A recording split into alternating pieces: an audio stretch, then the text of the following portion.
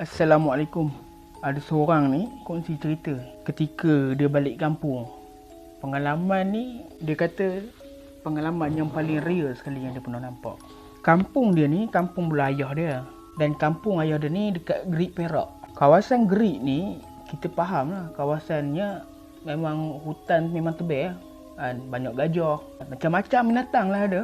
Dan boleh tahan juga seram kawasan Gerik ni. Dan kawasan Gerik ni pula banyak orang-orang lama. Jadi bila orang-orang lama ni kebanyakannya ada bela. Dia ada saka, ada pendamping dia tu. Salah seorangnya tok aku lah. Kata yang hantar cerita ni lah. Kalau tak silap aku, tok aku ni dia ada pendamping kelibat macam susuk nenek-nenek. Itu yang aku nampak masa kecil dulu. Tapi masa aku nampak masa kecil dulu tak berapa jelas. Yang aku nampak waktu dia nazak ni memang jelas gilanya. Ada satu masa hari tu, masa tu tok aku ni tengah nazak. Jadi saudara mara kami banyaklah yang balik rumah tok aku ni. So bila dah balik rumah tok aku ni, memang bermalam dah 2-3 hari kan. Sebab tok aku dah nazak time tu. Boleh dikatakan last kali kena buka zim lah tok aku ni.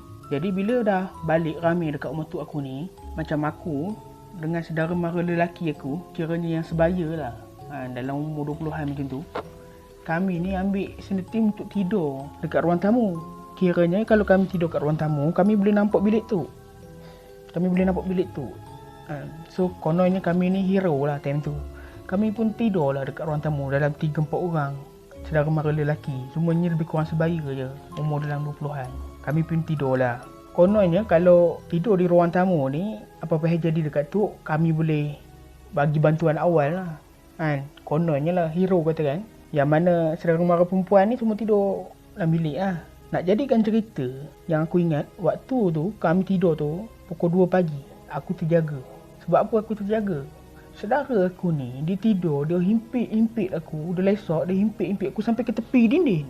Bila tepi dinding, mana jadi tak selesa lah aku nak tidur kan. Jadi macam susah. So aku pun terbangun lah.